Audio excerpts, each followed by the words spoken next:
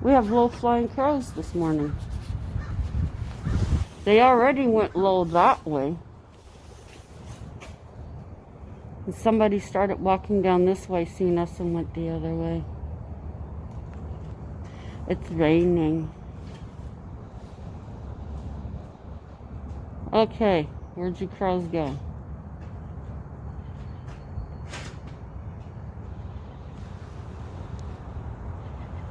You're rather low this morning, people.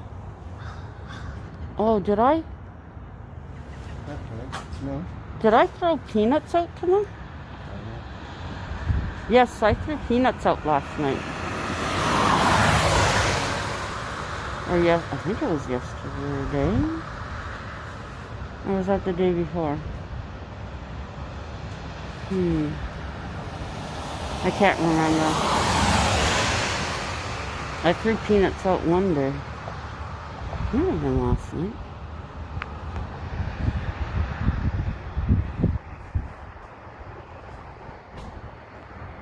I think that's how she works. Hey! Hey! You! Oh, I bet you they got a nest up in there. Yeah. I don't want to go close to that then. I like to lay bets.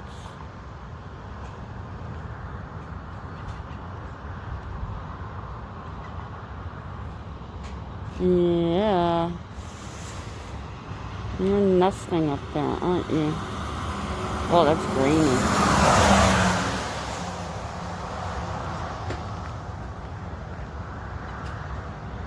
Why would there be three?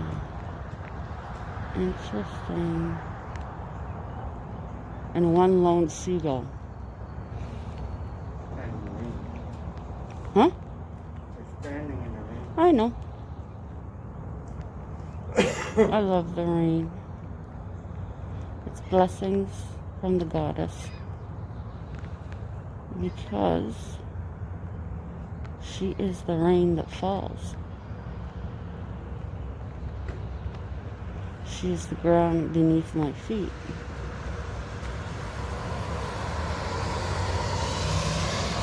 She is the spark that lights my path. The flame that lights my path. A few people up today over at the thing.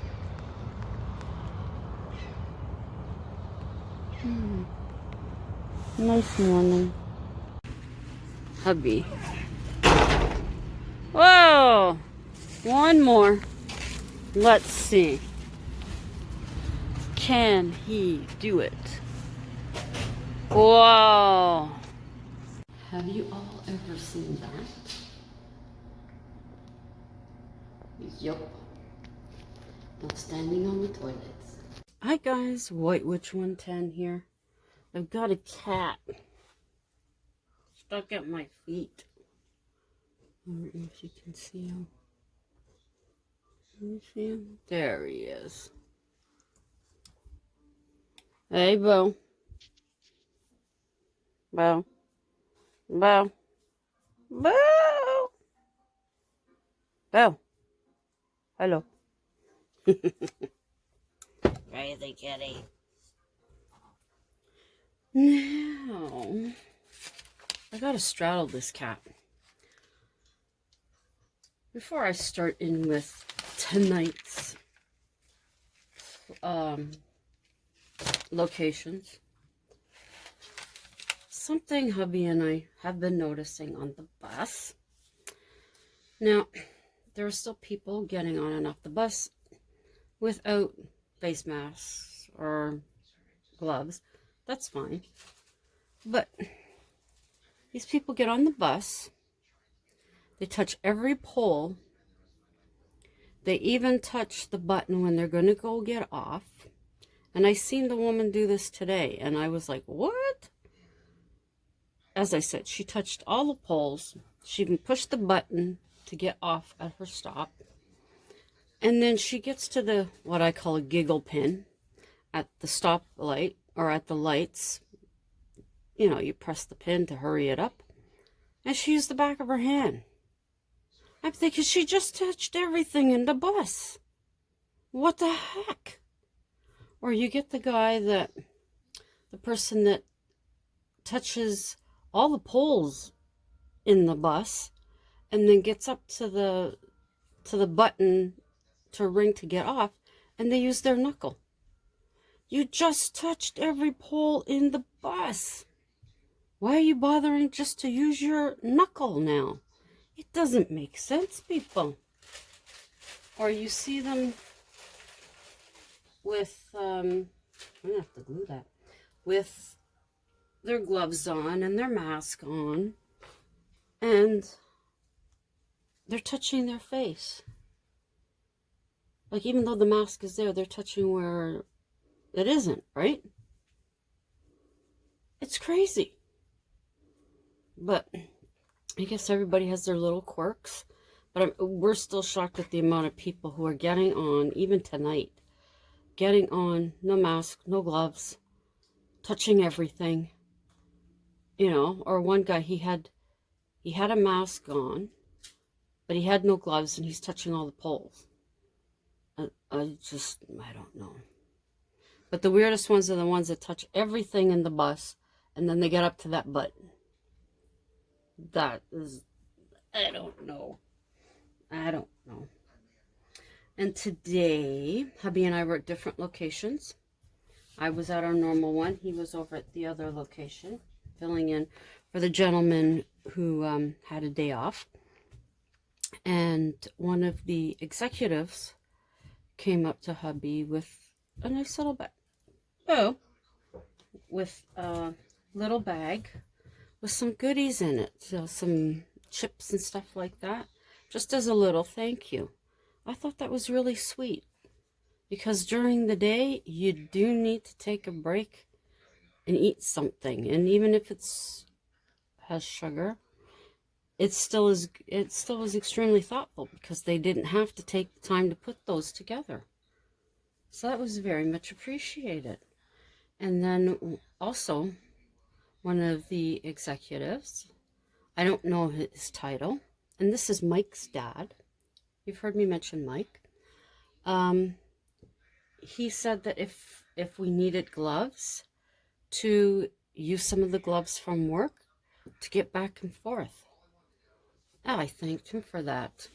That was very, very nice, because we've just been putting our arm on the stuff, except this morning, because I'm short, I had to grab on to the poles to get up into the bus, but then Purell right away. But anyways, I thought that was nice. We have nice people that we work for, that's for sure. Let's see if this will come up. It didn't come up that big, but I shall move you in. Whoa. This is when we start farting around here. This location is Concordia University in Edmonton, Alberta. It was founded in 1921 as a college for young men going into the ministry. A professor in the 1960s is said to roam the halls. He slams doors, jiggles doorknobs, and changes the temperature in the rooms. From walls in the male dormitory, there are reports of a men's choir being heard, and students claim to see shadows and hear unexplained noises. Strange lights and disembodied voices are among the reports, as well as lights that flicker in rooms. Our next location is Galt Museum and Archives in Lethbridge, Alberta. In 1933, a patient, George Bailey, being wheeled to the operating room. He was being wheeled to the operating room when the elevator doors caught his gurney.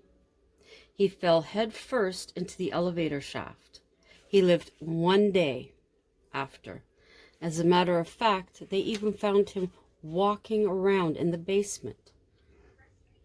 People claim to hear his feet shuffling, and his presence is felt and blasts of cold air are felt throughout the hospital.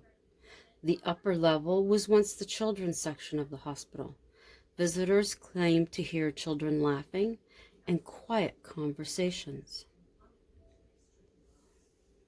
That just freaked me out a little.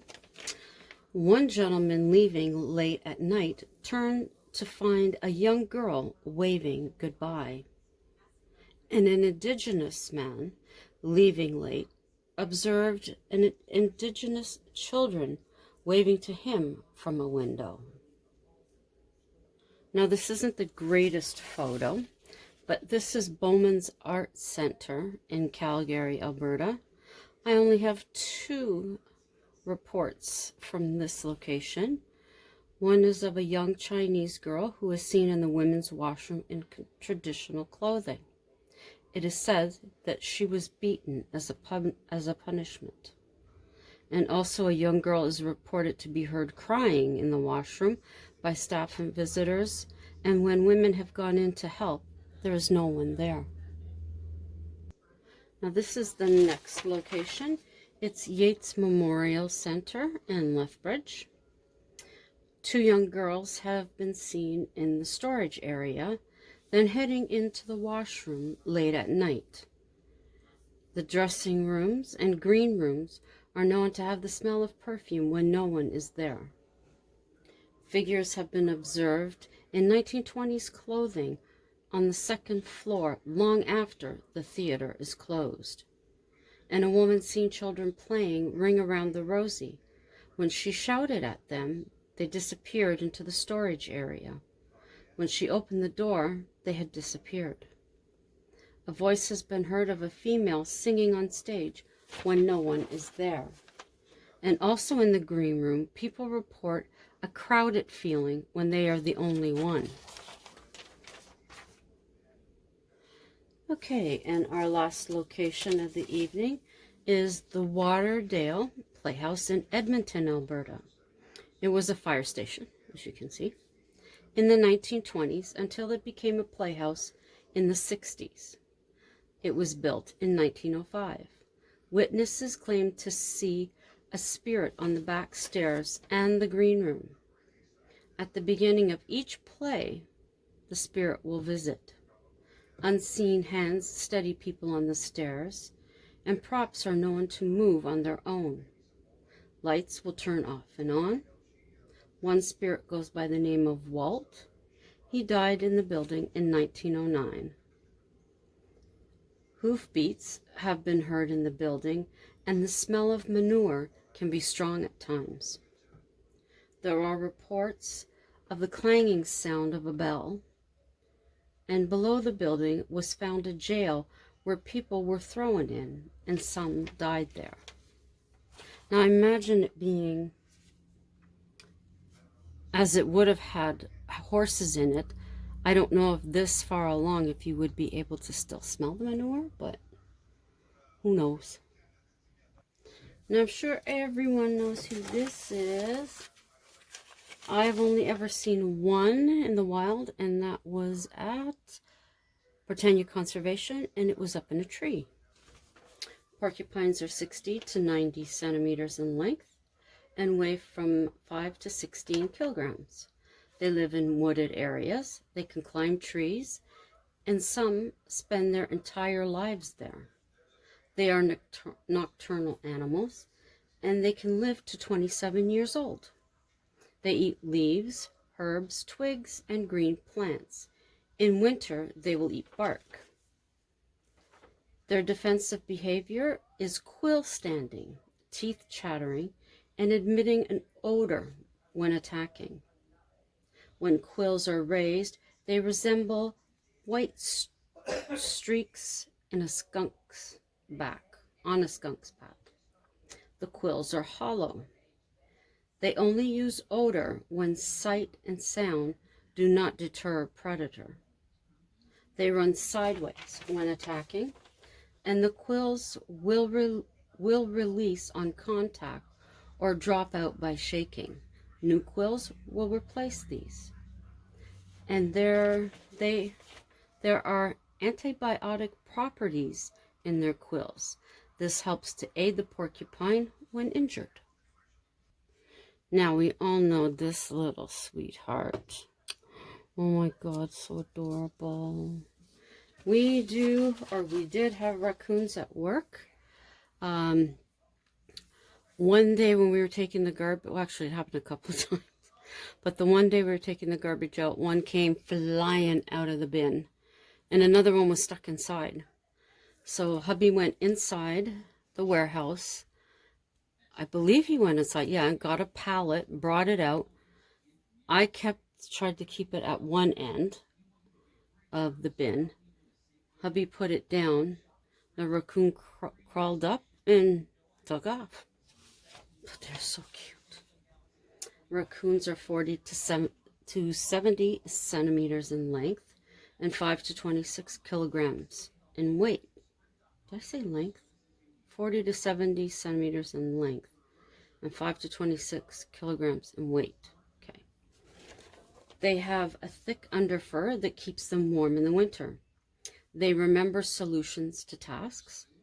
Usually nocturnal, they eat 40% invertebrates, 33% plants, and 27 vertebrates, as well as food found in city garbage cans. Now, where I lived in Toronto, there was one that, I think I might have mentioned this one before, there's one that used to come in to the backyard of the house that I was renting, and my son and I were privileged one evening to see who we called Little Mama, or Little Missy, that was it, Little Missy, and her 5 babies in the backyard. We threw some bread out, some buns out to them, and we could hear them munching on it. That is a very sweet memory for me. Oh yeah, city garbage cans. Okay, they live indigenous and mixed forests, and that's where their original homes are. Raccoons are also found in mainland Europe after being introduced. Their homes range in 7.4 acres for females in the city to 12,000 acres for males in the prairies. Females will give birth in 65 days and have 2 to 5 young known as kits. She raises the young until the fall. Life expectancy in the wild is 1 to 3 years due to hunting and being hit by cars. In captivity, they can live till over 20 years. And now the last installment of the story. It's someone you know, but they have sworn us to secrecy. I promise this is nothing shady. Virginia passed a paper with her number. If you decide to go, please call us. With that, they left. The following day, they receive a call. Okay, I'll meet you at the motel tonight at 9. Agreeing, they hang up. Julie insists on going, pointing out the connection she has with Lisa. Reluctantly, they agree. At 9 as planned, they meet. I didn't agree to this. I thought it was just you two, Dean says. Mr. Sandhill, I have a connection with Lisa. What do you mean? Julie looks at Philip and Virginia. You didn't tell him? Tell me what? Dean is irritated. Nothing. No, you tell me or I'll call the police. At that moment, a white figure floated through the glass door to stand by his side. Dean pulled his phone out of his pocket to dial. It was slapped out of his hand. How did you do that? He demanded. Lisa found her voice. It's me, she whispered in his ear. It's always been me. Slowly, Dean turned, coming face to face with the spirit. My God, it is you. His mouth dropped open. Yes, it's always been me. Why did you use them? It was the only way to get you here. The group stood watching the exchange before them. What do you want? An admission. Philip stepped forward. Why? I was in his room when he got the call. Your call, Dean. I heard your voice. He packed up his bag and left. What? Virginia shouted, confused. Dean began to move back. He arranged the whole thing. He paid the man to do what he did. As the conversation went on, Julie ducked behind the group and dialed 911. She whispered the information into her phone. Keeping it open, she nudged her friend to video. Things were getting heated. Dean pulled out a knife. Virginia spoke softly to him. Why did you do it, Dean? His gaze fell upon her. I wanted to be free. She had all these plans. I didn't want any part of it. Why didn't you just tell me? Lisa asked. I didn't think you'd listen. I had big plans for my life, and you didn't fit into them. Do you realize the pain you put my family through? How could you be so selfish? What did I ever see in you? So what happened to your plans? You're still here, Virginia pointed out. Guilt. I never planned on feeling guilty. Hell, I had my plane ticket bought, and I was going to Los Angeles. I was going to be famous, but then you came to me in my dreams. Everything fell apart. Why didn't you turn yourself in? Philip questioned. Time continued passing, and I didn't have the guts. I wasn't the one who killed her. No, but you arranged it, Philip said. Just then, 2 police cars rolled up on the scene, lights and sirens. Dean made a move to run, but one of the young men tripped him. Within moments, the officers had him in handcuffs. Julie hung up, and her friend offered his video as evidence. The strangest thing, the officer said, was this light that stayed right beside Dean the entire time until he fell. They all knew who this was. They all knew she was set free from the motel. And that is the end of that story. I am working on another one not right this moment, but I was working on it today at lunch and before work. So, as always, to my loyals, love you much. Thank you for dropping in to see what tonight's episode was. It's greatly appreciated, as always. And if you're just passing through, take some time to check out some of my other videos. There might be something there that you'll find interesting. And if you do, by all means, give it a like, leave me a comment, and share it out if you think anyone else might be interested in that particular one or any others that are there. Consider subscribing while you're here.